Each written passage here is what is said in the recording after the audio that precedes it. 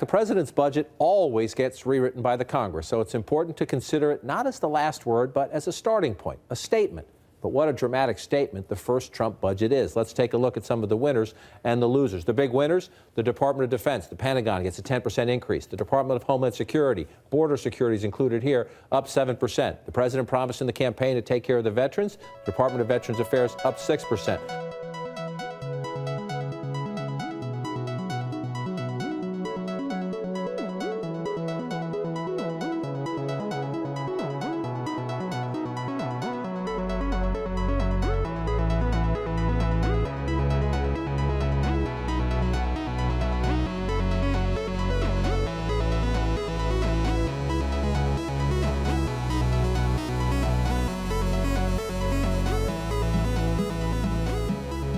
You're listening to The Devil's Advocate, where we talk about news and current events. I'm your host, Mitchell Hernandez. And I'm also your host, Brandon Condit. Our goal at The Devil's Advocate is to provoke thought by introducing viewpoints and information that isn't readily available in the mainstream media. It's in truth a conversation where an independent and conservative like myself and an independent liberal like myself can share different points of view without the typical disdain for one another that we find all too often in politics and in the media. So with that, let's get started. Losers if the president's budget were enacted as is. Environmental Protection Agency loses almost a third of its budget. The State Department, 29%. The Department of Labor, 21%. Agriculture, a lot of rural states carried by Trump get money from the Agriculture Department, 21%. The Army Corps of Engineers, down. You get the trend. Look at these, down, down, down. Health and Human Services, Housing and Urban Development, Transportation, Education. Let's first off start by saying that we're shooting the show a little bit differently each week to kind of figure out the format that works best. Testing the waters. Yeah, and so when Mitch says what happened today, that's because now we're going to try shooting this in segments throughout the week. That way we can give you individual segments as the news happens throughout the week on Facebook and Twitter and whatnot, and then you can still expect the full podcast on Monday mornings. Really, typically we get it up late Sunday night, so if you're up late Sunday night, hey, go for it. Early bird gets the worm, right? So I guess I should preface that by saying that it is Thursday, March 16th. Yeah. And basically, I was just sitting at work, just having a fine old day, and all of a sudden I see, Trump's dropping a budget. So basically, the social media just went crazy with this immediately. We're doomed! We're doomed! Everything is screwed! So a lot of liberals were pretty upset with it. I took the time to kind of go through it a little bit. There's things that I like and there's things that I don't like. So I figured we'd list kind of what it did. First, right off the bat, the thing that kind of stunned me was just how much the mandatory spending is of this budget. I mean, we're looking at 73% Medicare, Medicaid, Social Security, and interest on the debt. And I didn't think it was that much of the budget by now. So just right off the bat, that was the first thing that I noticed. I'm sure that the interest is a good chunk of that. Because I'd say like 10% probably. I would bet a little bit more, but we'll have to look into that just to see. Yeah. But yeah, that was definitely an interesting one. Anyway, go ahead. So then moving on to discretionary spending, which is defense and then everything else. So defense, we're looking at a $54 billion increase. I'm a big defense guy. I loved it. I thought that was great, but we'll get into the details about that in just a moment. Mm-hmm. The border wall is going to cost, at this point, $2.6 billion. We're not paying a cent. We're not paying a cent for the border wall. What are you talking about? Mexico is going to pay. See, it's weird. It's weird how he's getting everything done that he said he was going to get done, but only 50%. Anyway. So we'll see. They're calling it a down payment on the wall. So that's in there. School choice is another $1.4 billion increase, but we'll get to that part also. But basically, there's a ton of government that took a hit.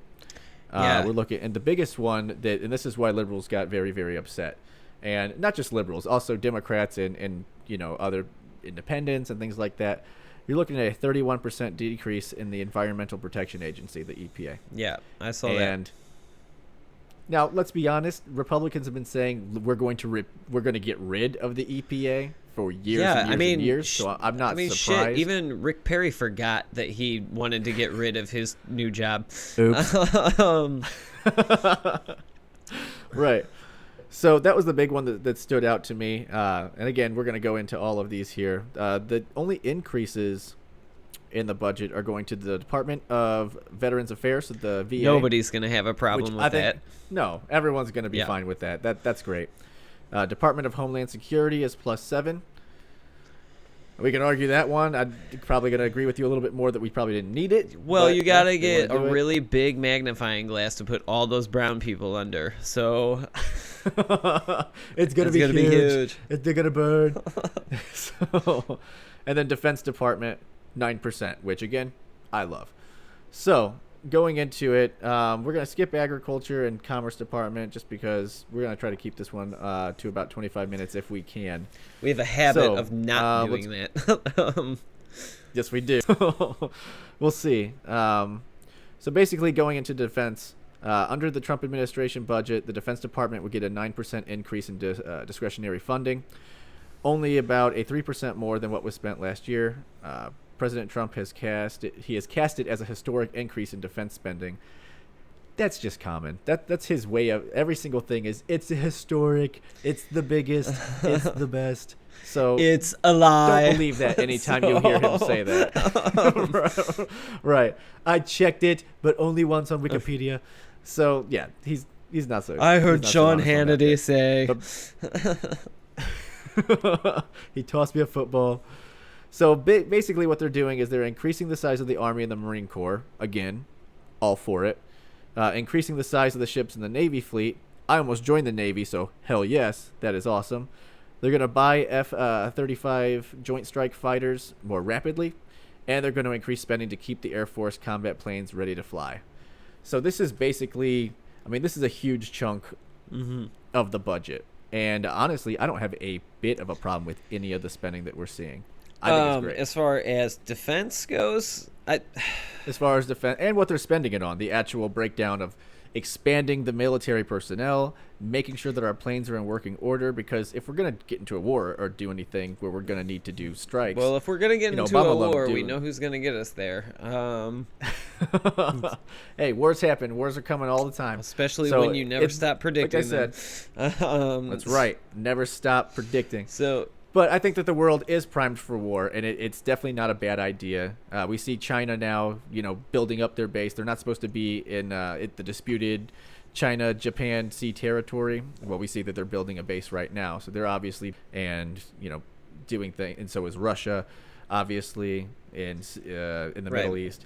So it's not a bad idea to make sure that we're attack ready if it comes up. well, right, because we're gonna make it come up. So God, you look like a wino when you do that. I've For got those two. of you listening on, I don't even have one. For those of you, that's a bad look. Oh, Hey, it's better than beers. people on SoundCloud won't understand that joke. Anyway, I don't know, man. Education department, what do you think? Well, let me get to it so we can go to it. So the Education Department faces a 14% cut under the Trump administration budget. This would downsize or eliminate grants, including teacher training, after-school programs, aid to low-income and minority college students. The cuts would be coupled with a historic investment, 1.4. It's historic. 1.4 billion in charter schools, private schools, and other school choice initiatives. And here's Right. It also cuts 3.7 billion in grants for teacher training, after school, and summer programs. Said that. And I said that bit. did you say that bit? I think so. Well, I don't think you did. Significantly reduces federal work-study aid to college, increases charter school funding. You said all that? I did. Okay. Well, So here's my take on it. I know that we're supposed to not like any type of education cuts or anything, but I think that we got to come at it with a sober mind, ironically. But I think we just need to be honest about our education system and realize it's not working. We have some of the worst public school systems in the first world country. We have some of the best college systems private college systems in the country. People want to come to our colleges from all over the world. So explain to the audience, and then we can debate it. School choice. What do you think? Anytime that there's choice, I don't think that's a bad thing. Now, charter schools are hit or miss. I think that some schools have a great success rate because every charter school is going to be a little bit different. They don't follow these mandates from there's not someone that's sitting around, a bureaucrat, telling this is the thing that everyone has to do, like Common Core or something. So they have a little bit more freedom, and they can tailor it to their own communities. And I think that's great if it works. Now, some charter schools have a very, very low rate of success. Some have a very high rate of success. But I think we can all agree that the public school system has a definitively low rate of success. Everyone our literacy rate continues to plummet. Our reading literacy continues to plummet. And these kids continue to not do what they need to do to be prepared for life. We don't teach the things that we need to teach. Cutting from the education system will benefit them how? How will more money benefit? We have poured more money into the education system than almost any other country, and there has been no improvement. So I don't see why we should continue to just pour more money into it. But you do see that I'm not saying that cutting it is going to. I don't think cutting it's going to benefit per se. No, it will probably. But if we immensely hurt it. Like, yeah, I'm sure. I wouldn't say that. Only time will tell, but I would bet that if you take a bunch of money from No. Okay, so money is a resource, right? You have something that is already struggling, so if you take their resources away, what do you think happens? Here's the problem, though. Resources can be misused. And we've already seen, liberals have this idea that if you just throw a shit ton of money at it, it fixes the problems. Just be careful about assigning things to groups of people. Well, there's one type of people who typically want to throw more money into the education system, and it's liberals. Conservatives don't want to do that. So that's what I'm saying. Like to that is. Never mind. That's fine. I'm being honest here, though. Like, liberals want to throw more money into public education based on political ideology and religion and race. Only politics. No, but so to me, it's just like, this isn't working. Let's do something else. And it is mostly liberals who are getting upset about this. And when they cry foul and say, no, we need to throw more money at it. Well, why? It's not working. We've done that for year after year. Even under the Bush administration, when you had Laura Bush, who was all about, no child left behind. We just need to do more programs. I don't think you necessarily need to throw more money at it. But I think that regulating where that money goes might be an answer. I don't think taking resources. The government sucks at regulating any type of money. They're going to give you a $15 wage for no damn reason, and then you have to answer to 3 other people that they made up their jobs who are also getting paid $15 an hour. And the government is designed to waste money. That's typical. That's why we try to get it back Republican to the states. Fodder. Right, because that's my ideology. So that's what I believe. That's BS. Yeah, I agree that. How is it BS? I agree so show me one. Show you one thing. I absolutely can. If you give me time to actually not look at you on a computer screen, I can actually show you that. It's easy in the moment to say, "Show me one thing right this second." Yeah, I will. Do it. Tune in for segment 2 when I have some stuff. Because I can show you a million. I can show you a million examples of government waste. I agree with you that they don't do. Yeah. That, there's gonna be issues everywhere, and guess what? That's not just true of the government. That's true of businesses. That's true of every organization. Right. I get it. But to just. So what are we getting for this money? Well. We have some of the worst schools I don't disagree with you right now. So maybe. So switching to school choice seems like a viable option. Maybe try something new and see if it works. Wouldn't that typically just hurt? How does school choice can anybody pick a school? Can the kid in Ferguson, Missouri, just? Well, the idea behind it is that you start funding these schools. So normally, kind of like a private school. Yeah, so I went to a private school, and I know you did too, when we were younger, and you had to pay money to go do that.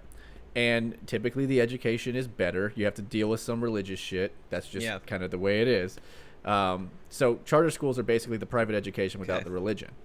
And so basically what it does is it gives them more funding, the schools more funding to accept more students. And so that this way, and it is based somewhat on merit. So let's say that you have an inner city kid who is in a very, like Ferguson or something like that, a poor part of town, and in St. Louis, where we're from, and he's exceptionally bright. The problem with the public education system is they teach to the dumbest kid in the class. So the people who are the smartest, they don't get the attention because they don't need the help. So the teacher's going to spend, she's got 30 kids in the classroom. She's going to spend all the time working on little Jimmy, who's picking his asshole and then flicking it on little Susie. And little boy, who's actually smart, isn't going to get the time that he needs. So this would be able to give him an option. He passes the test, he gets inside, he gets the funding, and now he can go to a school of his choice. So that's the idea behind it. And there's like I said, there's a hit or miss success rate. I get that there's, so the idea is we're going to put money, the government is going to put money towards that. The idea being that the school can now accept more people. Are they going to accept, is that kid that you just described going to still have to pay to get into that school? I don't know. Less money, probably. It would probably be less money. I would assume it's supplemental. I don't think it's a. So still, poor kids get hurt. Not necessarily. I think that the thing, at least from my understanding of how it would work, it's merit based. So if you're a poor kid and you're stupid, it's not going to help you.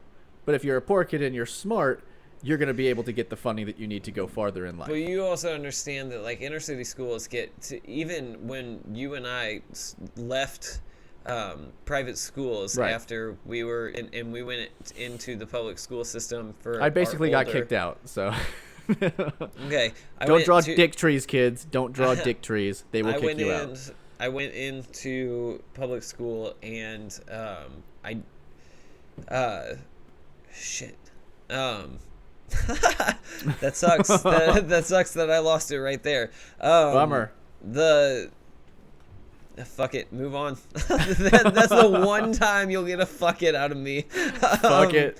Whatever. Because I lost my point because you started talking about dick trees. So hey man, those dick trees will get you. But trying to have a serious conversation, and gutter mouth can't keep it PG at all ever. Never. You'll never censor me. So basically, where I come from it is this isn't working. This sucks. We throw more money into this than any other country, and we get zero results. And basically, I come from the firm belief that education isn't for everybody. And I think that that's just true. I don't want to get rid of public education for everyone, but I think we need to stop as a society. That was my point. And now that I've remembered it, I'm going to say it. Well, then go ahead. Take it up. So lay it down. Here's the deal. When I went from private school to public school, I can tell you absolutely that there was a difference in the resources that I was allotted. The education system at private schools is definitely better because they are smaller schools. They do have when you got a kid or a class full of 15 kids versus 30 kids, you're going to have more time to spend with them. It's that known quality. But here's the thing: that kid in those dumb poor kids that you talked about. Also, they exist. It's not a weird thing to say that some kids are dumb. Some kids are fucking dumb. Okay, they exist, but is it necessarily their fault? Because you and I both know from private school to public school, there's a huge difference in the resources. From St. Charles County, white St. Louis suburbia, to Ferguson, Missouri, black suburban St. Louis, there's a huge difference in the sources allotted from the government. So if their school system is shit anyway, it's not their fault that they're stupid. They weren't afforded the opportunity. I wouldn't go that far. I think that if you go to private schools and you go to public schools, there's an equal ratio of dumb fuckers. There's just less kids in the private school classroom. So I think that a person who wants to learn and has the aptitude for knowledge is going to shine regardless of what you do. Yeah, problem is this charter school thing basically does the best part where that poor kid that you were talking about who has the shitty school, now he doesn't have to go there. Now he has the option to get basically a subsidy to pay for his primary school instead of just you get a scholarship for a college. Possibly, if he's smart enough. We don't know that. Possibly, but we don't know that. And if that subsidy only decreases tuition, then that kid is still screwed because he's from Ferguson, Missouri. You don't know his family situation, but let's assume that what we saw 2 years ago on CNN is the representation of the Ferguson that you and I are talking about right now. So a poor black community. This kid probably doesn't come from the best circumstances. No. His family probably doesn't have the money, even if it's subsidized. So that kid who should be going to that school based on merit is still screwed because of. I think that because you are the money's not- downplaying. I think you're downplaying his opportunity, and you're assigning a state of victimhood to him without even knowing him. And to me, that's been a to dangerous Ferguson? road. I'm just saying that's a dangerous road to go down. Where you say, well, I mean, he's poor and he's black, so is it really his fault that he doesn't know anything? He doesn't. So No, he doesn't have to be that's poor. dangerous. No, he doesn't. There have are to lots of poor, smart black kids out there He that doesn't can have rise no, to the top. no. He doesn't have to be poor and black, and that's not what I'm talking about. Strictly is Ferguson School District. That poor black kid in That district sucks. The poor black kid in Ferguson doesn't have the resources to be a smart kid. So That's why we smart just kid, allocated all this money so that he can go to these places to get smarter and to be. or get education. You don't change how smart you are. You Right. just change your level of To education. clear up the record there. We're not Yeah, calling right. we're not calling poor black kids. You can't in read, you Ferguson dummy. Stupid. Like, that's not the argument there at all. No. But I don't. And I just But I don't know that cutting funding then and removing more resources from something that's already hurting is the right way to go either. I'm not saying that there's not right, but waste. here's the I'm thing. just saying that I don't know that cutting education and switching to charter school subsidies is the right way to go either. Well, I'm just saying. Well, first off, we don't know because we haven't tried it. So we are going to try it now, and we'll see what happens if we see an increase in literacy rates and whatnot. But I know that the public education system is basically broken, and I don't see. And we're already seeing Among schools many other closing. American systems. Right. Well, that's the thing. We just throw a bunch of money at it and we go, that fixes it, right? Well, no, it doesn't. And then recently, another big controversy is the literacy test for teachers. So they actually have, at least I think it's in California, they decided to basically dumb down the literacy test to become a teacher because minority groups were failing at a higher rate than white groups. So about 54% or so of Latino and black teacher applicants would fail it the first time around, whereas about 38% of whites would fail it. And so instead of keeping the test the same, they wanted to dumb it down so that they would be able to pass it.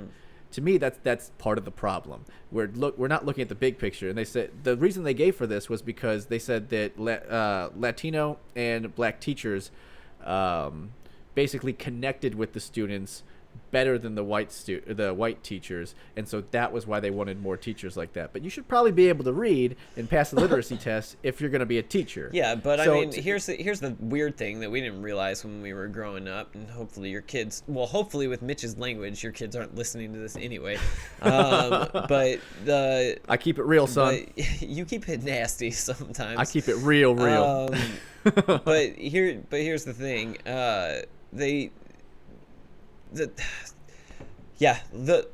You should be able to read. The thing that we didn't know when we were kids, if you're a teacher, the thing that we didn't know when we were kids is that, like, because now we're teacher age and we know people who are teachers, and those people, Right, a bunch of our friends those became people teachers. come home from work and sit down on their couch and smoke a bowl. And then they grade papers. There's a lot of grading papers. So, that are like, involved. who needs to read when, like, that's the standard of teach? No offense, people we know, but, like, it's kind of weird. If I had known in 8th grade that my Right. teacher was going home and smoking a J, I probably would have been a way bigger smartass at All Saints School. So that's all I'm saying. I can't imagine the teachers at St. Patrick's or All Saints doing that. Again, these are schools in St. Right. Louis, so if you're from the area, you're laughing. If you're not, you're like, what the Right. fuck? What the? But still, so I don't think that there's anything wrong with it. I think that we should give it a go because this isn't working. And I think that in so much about America right now is we aren't honest with ourselves and saying this isn't working. Let's do something else. And I think that's a big part of why Donald Trump won, is because he said, I'm willing to do it. I'm done with the politicians that are all talk and we don't actually change anything. I'm going to actually do it. And then people are running around with their heads cut off going, I can't believe he did it. And it's like, well, he said he was going to do it. So, Russia. It's all right, so okay, I think that we'll move on to that covers education. I mean, there's always more to talk about it, but the other big one is, let's see here. You see one you want to? I wanted to get into WIC, and I don't know which part of that. I'm trying to remember which. Hey, I saw it earlier. But basically, the deal there is that they're gonna cut, what was it, by like 6.4% or something like that. So it's not a huge cut, and that may not be the number either. It might be a little bit bigger than that. I can't find it right now. But basically they're gonna cut WIC. Right. And I have a problem with that. I don't like that. I think WIC is a very important. Program. I think that it typically is only used for poor people, and when you're talking about or it's primarily used for poverty-stricken, usually younger families. people, I think people who are younger, new parents. I used it all the time when I was 21, 22. Right. I think that it's very important for parents or for a mother who is carrying a child to be able to get the proper nutrition. And, like, let's be real, WIC doesn't give you get milk and diapers and, like, WIC, that's it. You get, like, milk and cheese. Yeah, that's pretty much it. But it's enough to at least sustain somebody. And I was a big deal. I think the health. Yeah. So I think that health is that really goes into. Yeah, I think that's a mistake. To somebody's health, and I think that should be protected. Yeah, I think cutting that is nothing more than a mistake. I don't know exactly how much it's being cut by. I wish we could find it. There's just so much information here, but there's a big budget. And this is the watered down version, so we're gonna get a bigger one once they start moving with it. But yeah, I don't like seeing that. And now the idea behind it is that they're trying to shift things. They're trying to basically, and I'm a Republican. So I believe in the Republic of the States. You don't say. You don't say that. No. So that's what I believe in. And so did anyone know that Mitch was a Republican? Tell me that somebody knew Mitch was a Republican. I say it every time. So the idea is that it's being pushed off to the states. And this is just something the federal government doesn't need to pay for. We'll get the states to pay for it, and then they'll fund it in their own way. So they're coming from that. So whenever you hear, because that's the thing about these fear tactics that I'm hearing all over social media is, can you believe they're cutting this and cutting that? Well, the whole idea is to switch it over to the states and to make a leaner, more efficient, smaller federal government and give the state governments more governance over their own people. And as a Republican, that's what I believe. I believe that's the right way to go. Now, I still think the federal government has a very important role to play, but... So if you live in a douchebag state, you might want to move. You might want to move. I don't have the money to move. Oh, you're fucked. So that's all I'm saying. Looking at you, Oklahoma. Oklahoma is going to become a running joke. So sorry. Oklahoma's like, hey, what the fuck? What did we do? You're in Missouri, goddammit. Right. So I'm definitely, like I said, I think we're in agreement there that more WIC is a good thing and those type of programs. So I want to move to State Department, Treasury International Program here. It says the 29% proposed cut to the State Department relocates economic and development aid to the countries of greatest strategic importance in the U.S. So they're trying to switch it. Instead of doing like a blanket type of everyone gets this much, they're going to try to switch it to like, okay, this state's not doing so good. But basically, what also falls into this is it's going to eliminate climate change preventive programs, including pledge payments to the UN climate change programs, reduces funding for UN peacekeepers, reduces funding for development banks such as the World Bank, which that freaks me out. World Bank makes me think of Westeros and those guys pulling strings. I don't want to deal with that shit. And Jay-Z, man. Jay-Z runs the Illuminati, I'm telling you. He's running it. So obviously a big thing that came out Queen with bee, man. What do you think that means? Queen the bee. beehive. Oh, beehive. There's no hive. There's no Beyonce has no hive. So, but the big thing with this budget that has got liberals very upset is they are basically slashing anything that has to do with climate change. Yeah, I don't like that. I don't, and I do. I'm conflicted because I believe that climate change is real.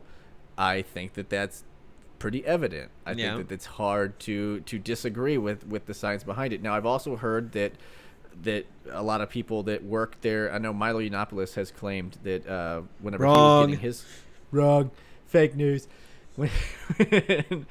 when he was getting his start, that he worked for some sort of UN thing and he watched people basically skew the data to make it look more dire than it was. You know, climate change is going to kill us in 10 years or this and that. And I don't disbelieve it. I can see why it's a money-making business to believe in climate change. There's people who are at the UN that are really pushing it. I can see how they could make money off of it, so I don't doubt that people would be pushing it. I just also believe it's happening, and that it's something that I also don't see the point in hurting ourselves economically. There was a report that came out before these Paris conventions, and I don't remember if the Paris conventions have actually happened yet or if they were going to happen. But it basically came out and said that because China pollutes so much, that even if we decided to put all of these measures in place, it would basically hurt all of our industry, and it would do nothing to bring down the net pollution and CO2 levels for the world. So I get it. We're supposed to not pollute, but why hurt our industry if China is just going off about it willy-nilly, unregulated, doing it? Now, they're self-regulating now because everyone's fucking dying from smog. I don't know if you watched the Olympics this time around. They were small. They couldn't even get on the beams. They were so, like, sickly and small because of all the smog and whatnot. Like, no. I'm just saying, that's a true story. So, I mean, China's going to have to self-regulate, and then we'll see what happens.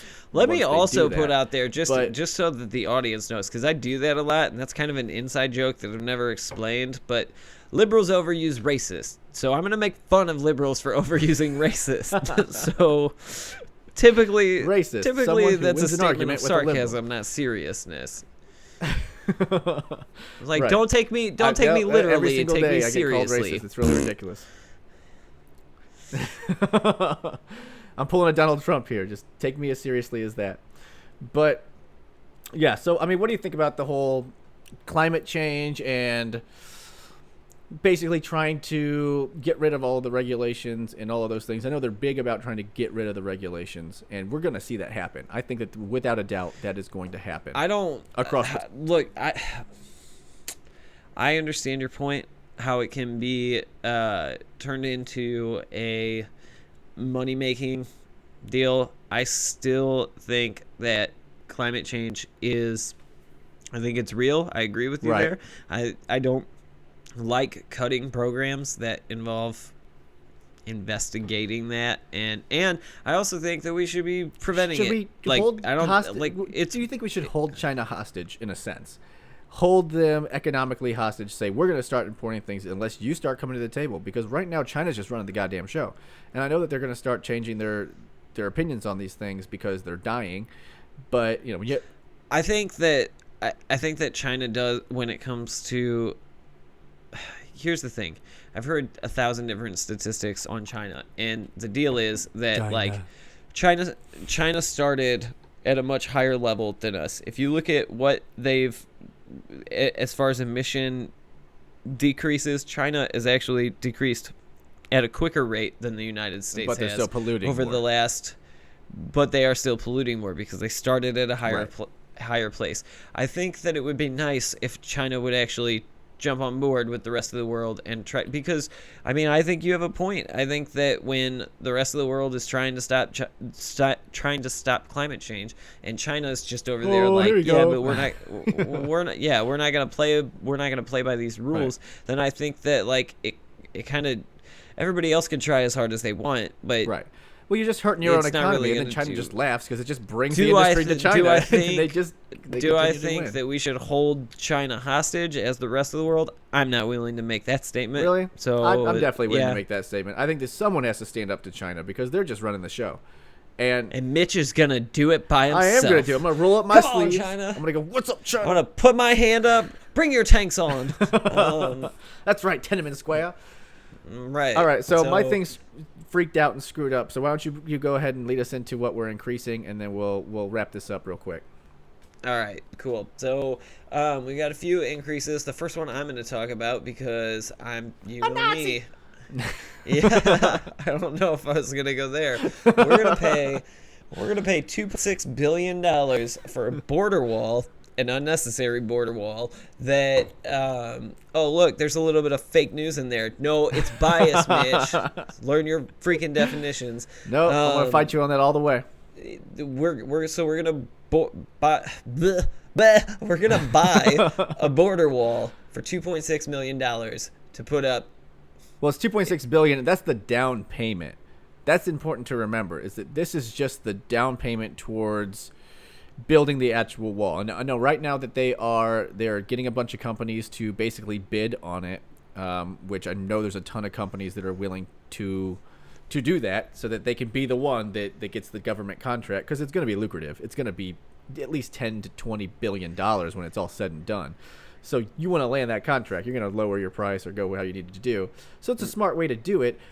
As I've said before, I don't think it's necessary. We haven't had an immigration problem from Mexico, a real substantial one, since 2008 before the recession. Right. It doesn't really make sense.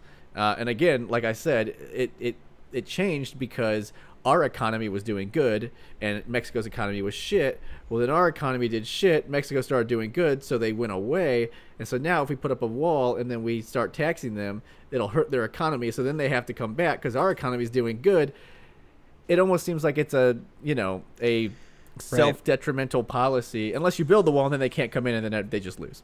So I don't know. I think there's that too. I think with already, which we'll get into this later in the show. We'll maybe do this. Maybe do this part in the third bit. But I would say that like already with the questionably inhumane practice that we've talked about starting of separating families that come in across the border. Right. Well, we can't. I think it's dangerous to think of it that way because, yes, families are going to be separated, but at a certain point, it's not our fault. I mean, the Mexican government has not taken care of the cartel problem. Right. So at some point, that has to fall on them. We do have laws. We do need to make right. sure. But we if our enforce laws, again, we need to do a longer segment on this in a minute or in a few minutes. But if our laws are changing to we are going to separate these families, then it's hard to say that's not our fault. Right. Well, I don't think that's the goal. The goal but- is to get rid of the criminal. The violent But criminals. already, and my point though was that with statements like that already, we've seen. The numbers are probably skewed as all statistics are, but Right. 40% drop in immigration from just a few months ago. Right. So like our already non-existent problem is even more non-existent now. Now we're going to spend $20 billion on. Now we're going to spend $20 billion on a wall that Mexico was going to pay every cent for. Right. So I think it's unnecessary, but I have an issue with that I one. think Now, it's one coming. I will say, and I think we'll just wrap up the segment right here. Okay. The one spending increase that I do really like personally, and I think most people probably would, is the Department of Veterans Affairs. And there's not been a single person in politics who doesn't think or involved or thinks about politics, doesn't think that the VA has been left out in the dark. I mean, you'd think that, but apparently they don't fucking fix it. They don't seem to want to do anything about it. I mean, they know that it's shit. And then So the VA would be one of the few departments to see its budget grow by 6% to $78.9 billion. thanks for that. Most of the increase would improve veterans' access to doctors and support services following a scandal in 2014 over patient wait times. You Right. remember The that. guy there ended was up there was a dying huge scandal waiting. about how long. Right. The money Which is fucked would up. also help Yeah, it was. The money would also help fill some of the agency's more than 45,000 vacant medical positions. Veterans Choice, a program that gives these patients the option to see private doctors outside of the VA system, would also expand. So I think all of that is good. It's a voucher program. I hate it. Right.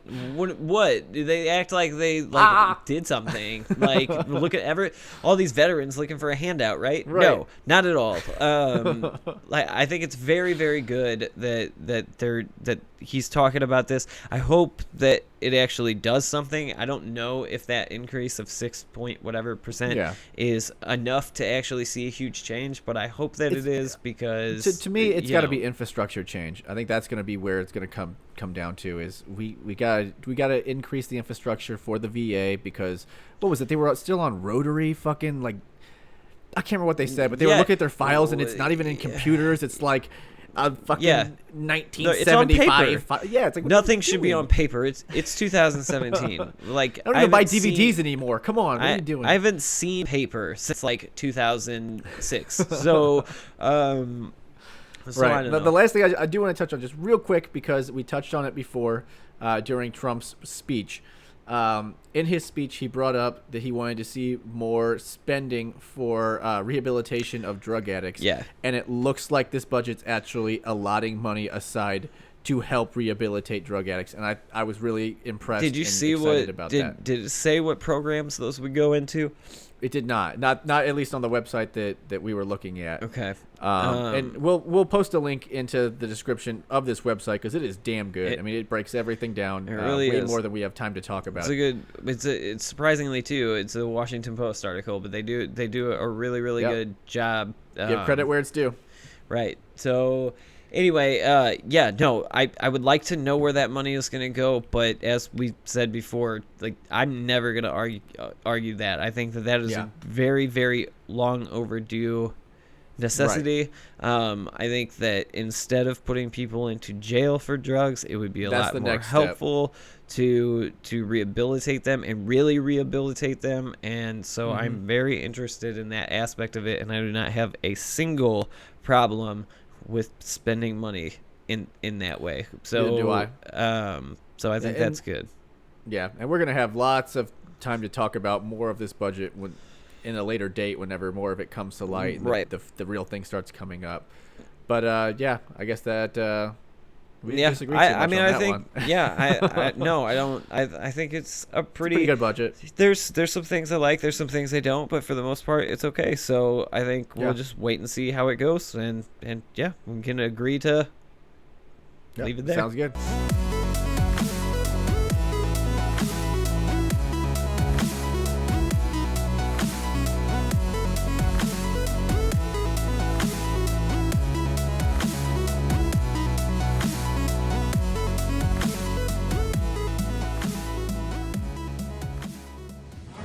What I have here is a copy of Donald Trump's tax returns. We have his federal tax return for 1 year for 2005.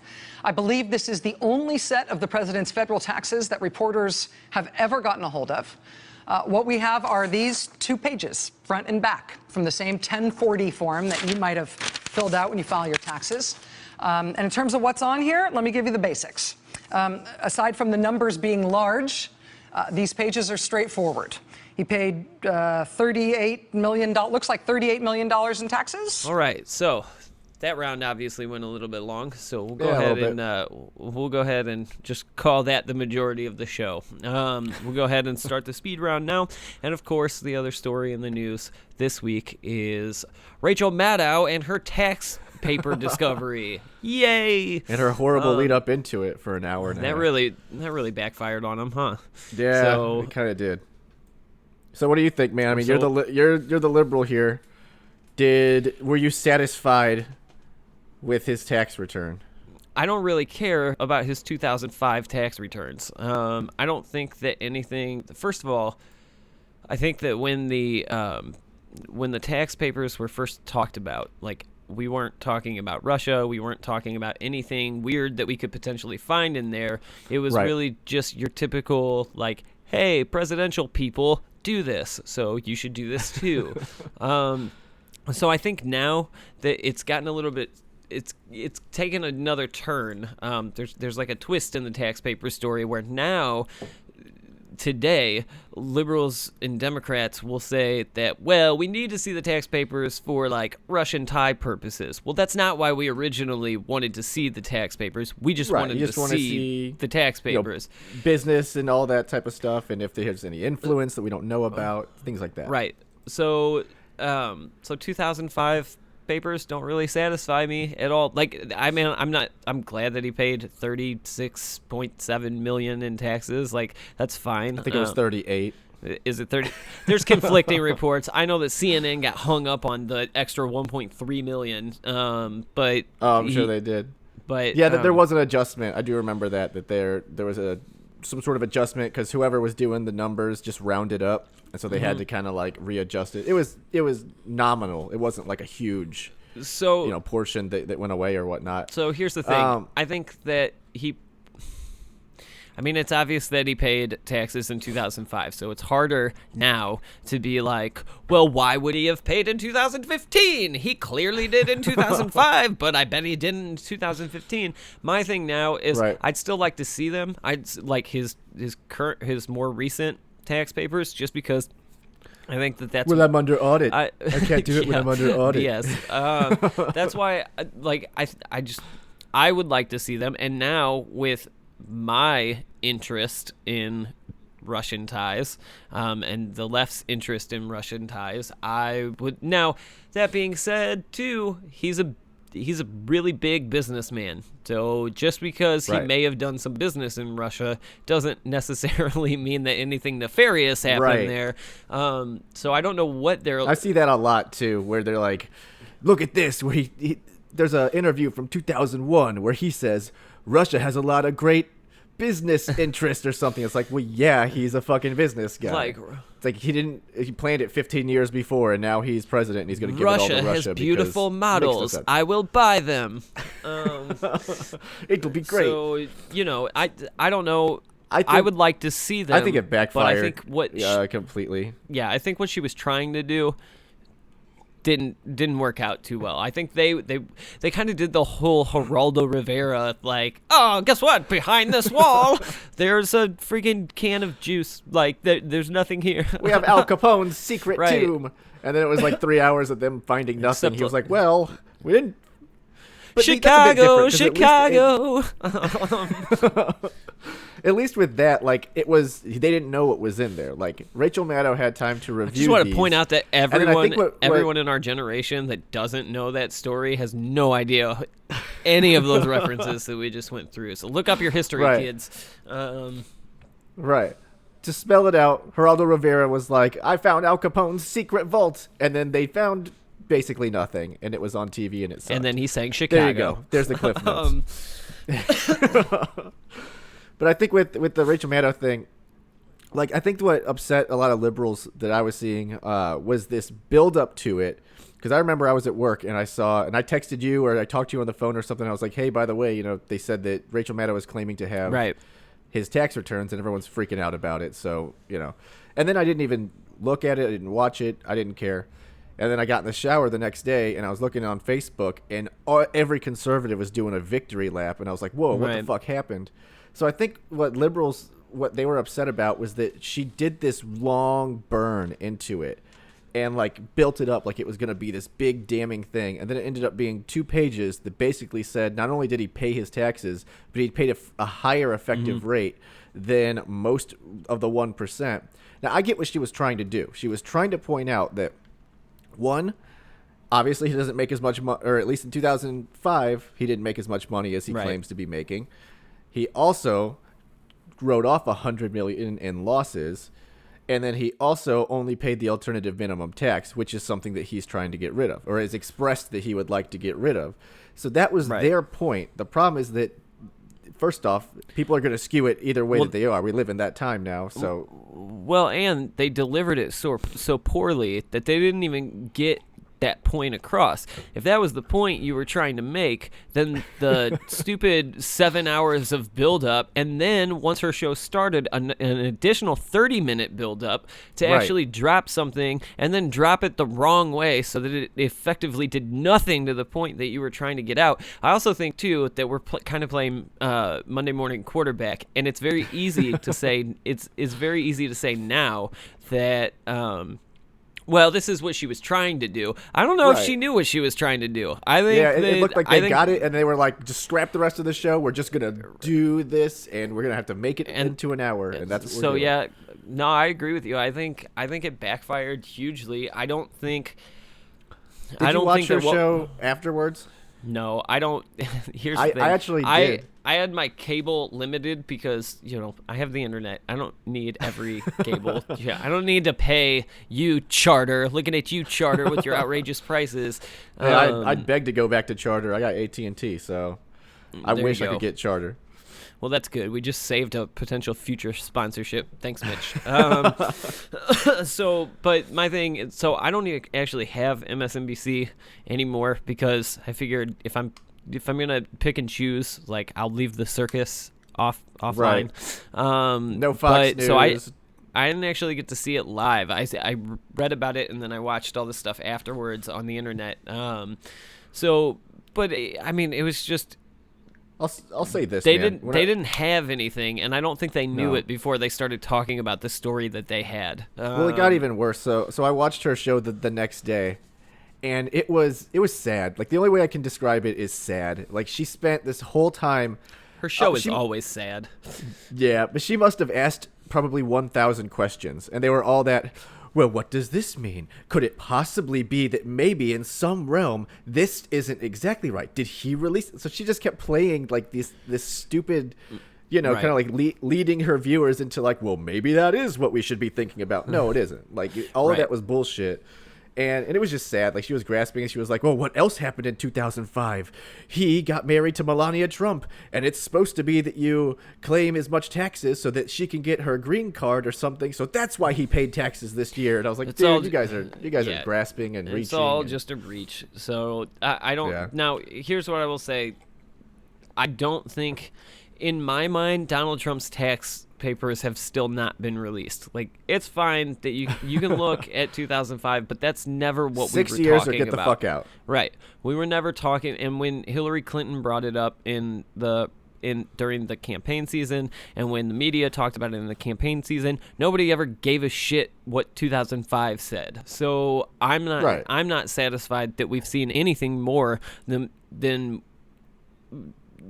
what we had seen before those papers came out. We've really seen nothing. I don't really care, and I don't in the sense that I don't think that it's the biggest deal whether I see it or not. I was coming from I talked to you multiple times where, doesn't it look shady that he's not giving his tax returns? And yeah, it does. I always thought that he just didn't pay any taxes at all, and he very well could not have for the past 5 years or so.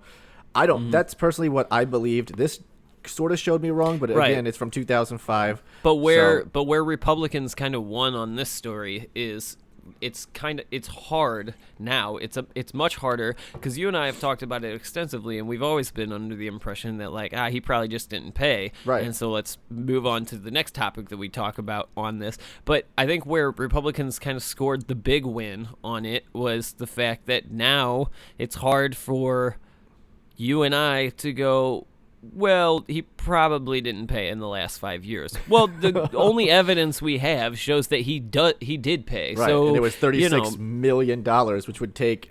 Someone looked it up. It was like the average household income would have to work for like 1,000 years to even make that much money that he paid in taxes. Right, but that's a dumb statistic anyway, because no, really, I mean, it shows that he's the average household doesn't make $150 million in a year. Right, so okay, but obviously our taxes are built upon everyone throwing in their fair share, and he threw in this much more than the average person. So it's important. You don't want guys like him to leave, and that's what France found out the hard way when I want guys like him to leave. Yeah, that's where they went. They went to Russia, who has a 7% effective tax rate. I believe that they did went to Russia. went to Russia. And this is what Vladimir Putin. That I don't know how to speak. Go ahead. This is what Vladimir Putin did so brilliantly, and why Russia was doing so much better, is that he came out and he said, guess what? We're just going to do flat 7% rate. I want everyone that I can get. François Hollande was elected into the French presidency, beating Sarkozy. He was a socialist, and the first thing he wanted to do was raise the highest tax rate to 75%. Well, guess what all the richest people in France did? They fucking left.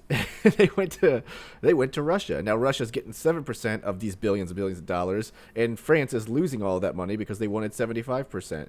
Right. So it makes a difference. The tax witch hunt, I don't like it so much because I don't want to push it. We are a global economy. All the globalists love the fact that we're globally connected. They don't like the fact that people can go wherever they want. And people who have a ton of money are going to go to the lowest tax rate because why the fuck not? You effectively tax a conscience, which makes no fucking sense because everyone wants to pay zero in taxes. We all fucking don't like paying taxes. We all like driving on roads and whatnot. Donald but we still Trump don't fucking like paying taxes. Donald Trump just better hope that France doesn't like install an asshole ban or something, and then he's stuck in America. So we'll see where they go with all their elections and whatnot. The only one that are trying to ban them is England. England's trying to ban him from coming and visiting. that makes me appreciate the Queen more. Well, she has no fucking power. So But anyway, yeah. so I don't know. So that basically, I think that bottom line, it was a good day for Donald Trump. It was a bad day for Rachel Maddow. No answers were really shown, other than we know that he does pay taxes at least at some point. And you're gonna have to try harder, liberals. That right. wasn't a very good first effort. Yeah.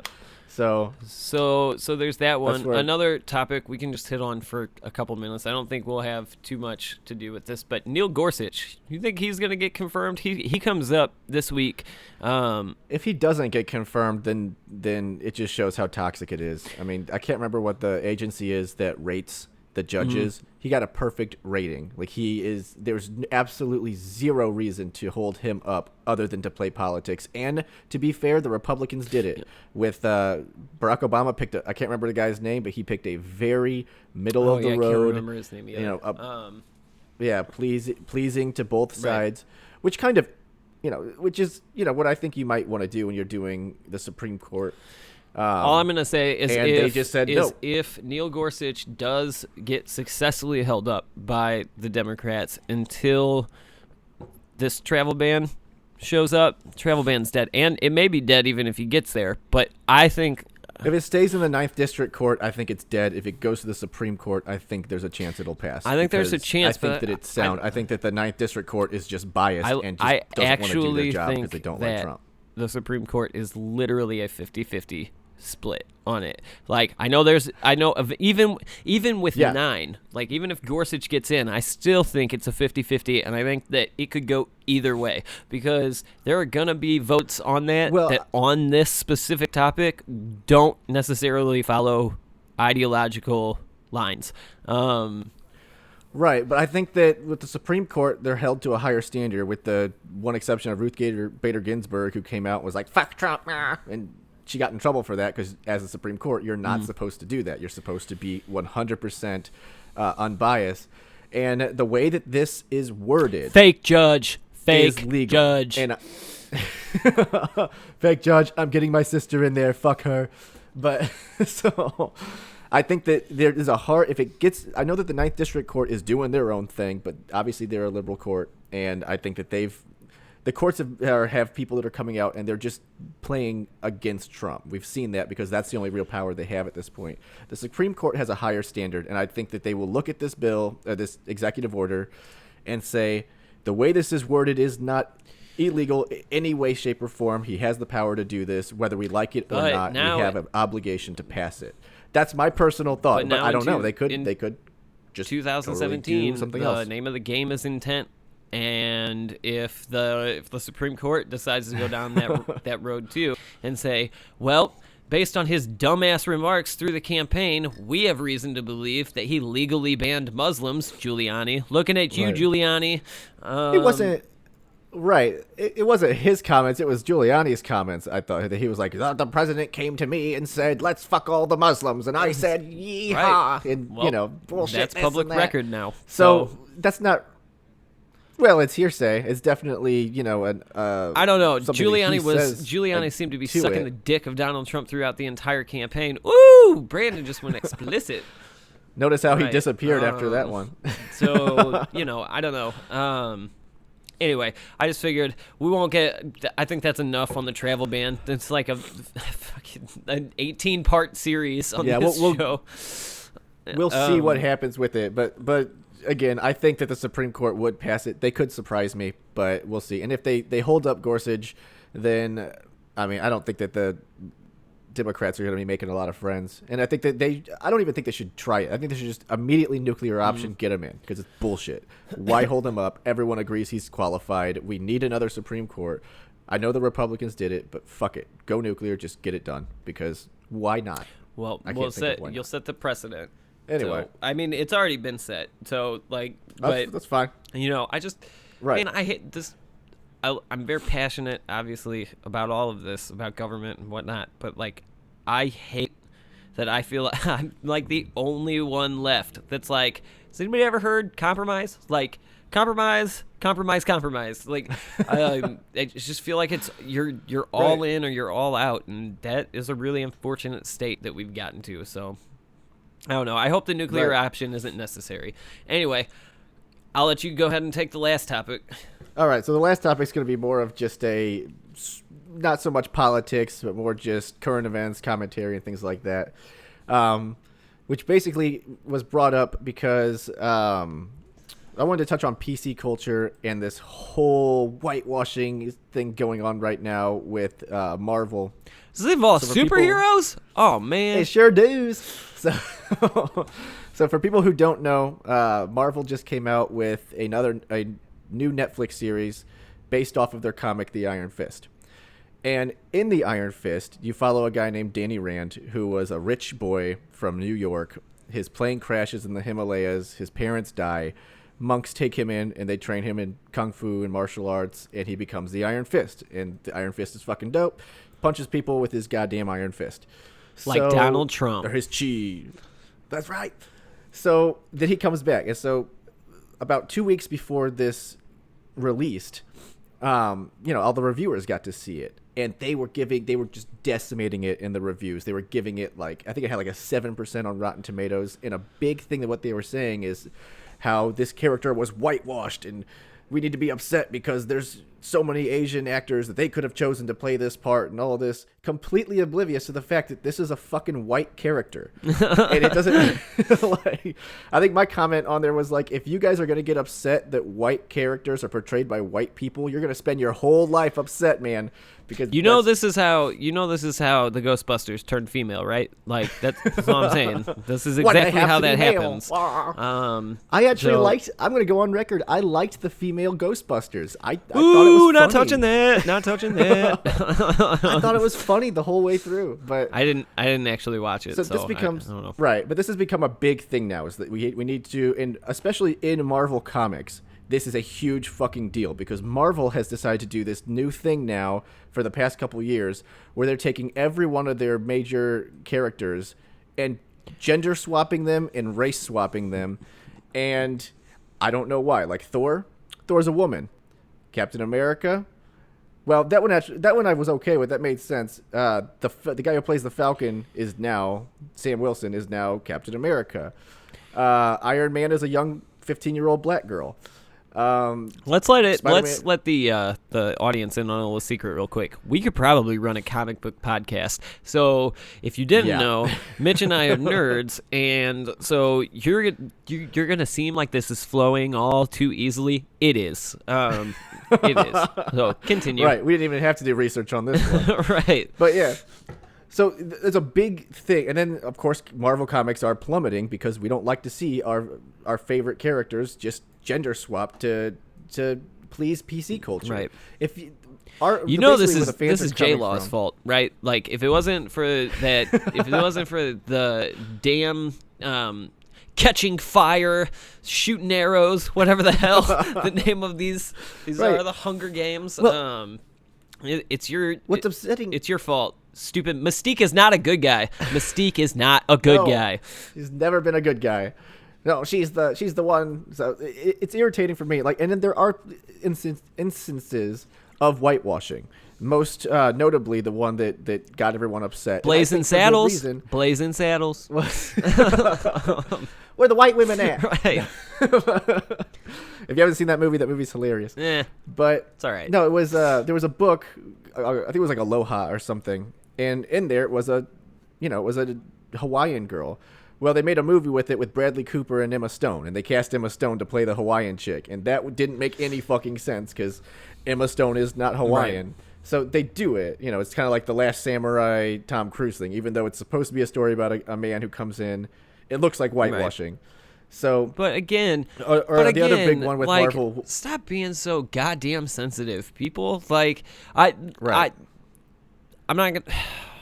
I don't even care about whitewashing. Woo! That's a statement. Who gives a shit? The point of the thing is that the movie industry is an industry. You're gonna pick people who are. If you're doing a blockbuster tentpole movie, you're gonna pick big actors. China and Japan shoot a movie. Guess what? I'm not like, no. You're playing an Australian, and you are clearly not Australian. So, right. Well, see, sometimes the markets get in the way because another big controversy was with Marvel again, whenever they cast Tilda Swinton as the Ancient One in Doctor Strange, because in the comics, the Ancient One is an old Chinese man, or he's a Tibetan man or something. And they tried to make her a little bit more androgynous. She was bald, just like, right. So I got that. But the reason why they did that, so everyone got upset about that. And at first I didn't really understand why they did it either. Once I saw the movie, I was like, total brilliant. Tilda Swinton did a great job. That was amazing. I don't even care. So to me, it just has to be good actors. But the reason they did that was because obviously China's an asshole dick fucker to Tibet. They basically took them over and just get inappropriate for the sake of getting inappropriate. That's how I roll. If anyone's been listening, I'm sure they've caught on by now. But yeah, so and now China has become the second largest market for movies other than the United States. So they strategically did that because they didn't want to piss off China, because China still is like, you can't say anything bad about what we did to Tibet. And which is fucked. If anyone looks into that, for a while there, I was all into the Buddhist shit and doing all that, and I was like, China's evil. Oh my god! And they really fucked him over. So that was the reason why they did that. And the other one now is Scarlett Johansson with the Ghost in the Shell thing, because they cast a white person. First off, anyone who's complaining about anime is the most whitewashed thing I've ever seen in my life. Like, what do you think of when you think of anime? You think of massive eyes. I don't think I needed to spoiler racist alert. Think of racist Asian alert. Cultures, you don't think of massive eyes. That's a physical attribute. They have multi-different colored hair, and they all have white skin and massive eyes. That's like the least Asian thing you could think of. The only thing Asian about them is they speak Japanese. So, I'm sorry, but that's just the way it is. So I don't get the whole whitewash thing when it comes to. I just think that almost anything. I think taking it from whitewashing to just the bigger picture, like the PC culture itself, is the issue. Whether we're talking about whitewashing something or not, like the PC culture has gone too far, and that's why. Hint, hint. Donald Trump is your fucking president. Is because people get too goddamn offended by every single little thing. It's more important than people think it is. You can, and I've said it before on the show. You can call everyone that doesn't agree with you a racist and a bigot, but guess what? They're probably going to vote against you. Not every single person that doesn't agree with you deserves to be labeled or thrown into a group of people that it's really unfair to throw them in. Do racists like Donald Trump? Yeah, they do. Does everybody that like Donald Trump is everybody that likes Donald Trump a racist? No, they're not. So I think that whether we're talking about whitewashing or whether we're talking like the PC culture itself, it is out of control. Yeah, it's toxic, and it needs to. I mean, I think that's. And people don't realize how much that actually influenced the election. Like, it was a big portion of it. Like, just because someone else is offended doesn't mean you have to stop it. Like, like people took deplorables seriously. Like, that, that people were upset about that, and because they've been called that. You Mr. Hernandez. We're called a racist and a Nazi every single day online. That your name's Hernandez. Like, these people don't know you. That was the one that upset me the most, is because I'd be arguing, and there'd be a Mexican guy on there who's really upset with me. He's like, "You're a fucking traitor to your race and all that." I'm like, why do you think that we all have to think the same? And it's the same for if you see a black guy come out and talk about, this is why I don't support Black Lives Matters, because I don't think that blocking a fucking road does anything, or whatever it is, and they go, "Oh, you're a traitor to your race and you're not helping." Right. And we've had friends too that have said the same thing whenever it was like, "Yeah, I walked into a black guy. He said he wasn't voting for Obama." I was like, "Well, maybe he doesn't want to vote for Obama." They're like, "No, you can't do that. You have to." I'm like, right. No, you don't. Right. We don't like the thought police that come around and tell us you have to do this certain thing because we've decided it.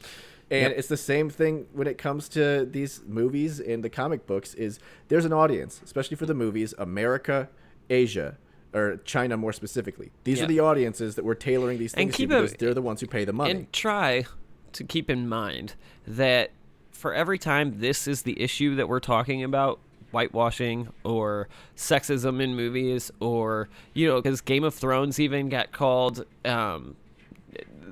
sexist, and that like they were showing women get, like, this is medieval times, this is accurate about how this, like, dragons aren't accurate, that's fine, but the sex and the brothels and this stuff, this is real stuff. And so I think women did get raped. They would just show up and people got raped and horrible things happened. I think built into the story. People should be really careful to get too offended by stuff like this. Just keep in mind that, like, there are people in the world with real problems that don't have to worry about what Disney princess is going to be the first lesbian princess. Like, if that's your biggest issue, then you're pretty good off. But see, I always get surprised also at the other side of it. So I know there was a huge campaign to make Elsa gay. They were like, "No, we're boycotting you unless you make Elsa gay because she don't need no man," and all this shit. And I thought that was stupid as fuck. But then I just watched Beauty and the Beast over the weekend. Fantastic film. Everyone should go see it. It was incredible. I heard that. But there was a big deal that they made LaFoe gay. And they said he was openly gay. He never comes out and is like, "Hey, guys, I like fucking men." He never comes out and says that. But it's very obvious that he's kind of a gay character. And so I was like, all right, well, that's fine. And it works totally well in the story. Yeah. But then a bunch of these countries were like, "Well, we're banning the movie," and I was like, "Oh, okay, those guys are still out there."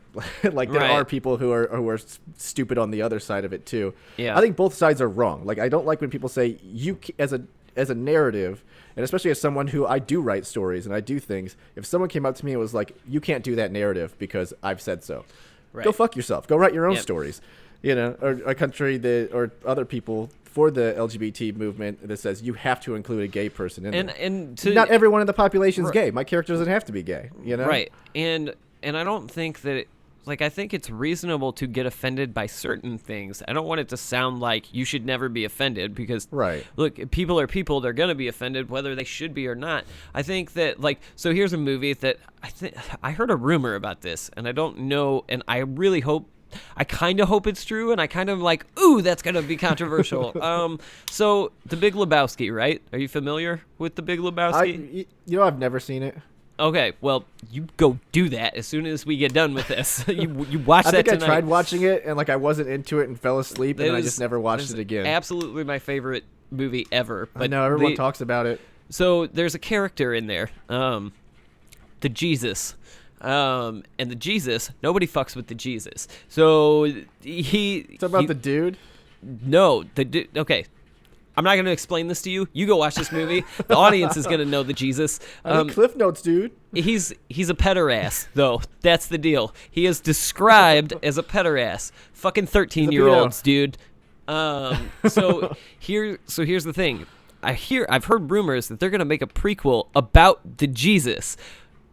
So that prequel is going to involve him molesting kids because he's a pederast. Like, that could be controversial. That you can get offended about. I could see that. I could see that being in poor taste. Right. Now, I'm not saying I would wait until the movie comes out to get offended. I'm not going to get offended by the idea of the movie. They could do jokes. It could be all about how horrible he is. Right. And there's this big, But I could see how that could go wrong. So I'm not saying don't be offended by anything. I'm just saying, people, listeners, world, be reasonable. Like, just be reasonable. Right. You don't have to get up in arms about everything. And moreover than not, be informed. If you're gonna spout hate on something, watch it, read it, listen to it, right, and figure out if what you're saying is just dumb as fuck. Because the problem with that is it's the clickbait headline syndrome, where people look at the headline and the headline is deceptive, where it's supposed to be like, why I think abortion should be forced and whatnot, and then people get upset and they don't read it and realize it's satire, and it goes into this whole thing. Yeah. So anyway, we could spend forever talking about comic books and where they're fucking up right now. Looking at you, Mark. Right.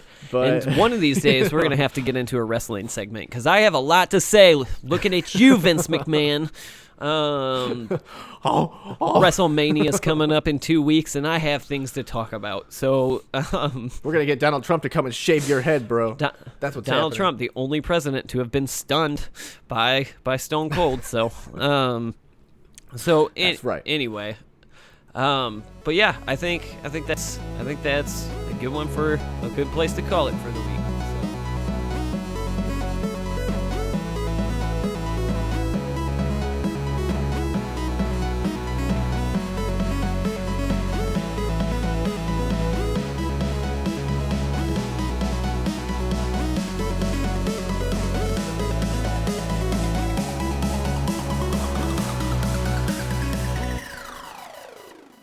All right, guys, so here's the deal. Just wanted to jump back in real quick, let y'all kind of know what's going on. We didn't do the normal closeout. So the thing is, we've been going through a lot of issues trying to get YouTube working, and we're trying to get the show up as quickly as we possibly can in sort of like a live sense. So what we'd like to do is we'd like to be dropping segments, individual segments throughout the week as stories happen. Now, this week was a bad week to probably start with that because not a lot of stuff happened in the news, as you can tell by the shortened down show. But here's the thing. What we'd like to do is we'd like to drop maybe, a segment on a Wednesday night and on a Friday night. Of course, the whole show will still be released Monday morning. We mentioned that last week. There have been several hurdles that we've had to jump through. Mitch and I are not engineers by any means, so trying to get the video and the audio all synced up has been kind of a crazy process. So we do acknowledge the fact that the show has sounded a little bit rougher for the last couple weeks than it had initially. The good news is next week, Mitch and I will be back in the same room together, so the next show should sound a little bit smoother as far as audio goes. We're going to try to work on all of the video stuff in the meantime, probably a little bit quieter than we have been in the past with updating it every episode and then finding out that we're having these hurdles to jump through. So we'll get the video worked out. We'll get those kinks worked out, and then in the future, we'll let you know, of course, when we got that all under wraps. So, anyway, I think that about wraps up the episode for the week. Don't forget to leave us a like and subscribe for all our latest content. Links to the topics discussed are listed below. Be sure to comment and let us know how wrong you think we are. We definitely will respond to you. Thanks for listening, and of course, we'll see you next week. And now we leave you with the alternative fact of the week. When we showed this 2005 return to the White House to ask them if it's real, we sent this over to the White House tonight, and the White House responded basically with, yep.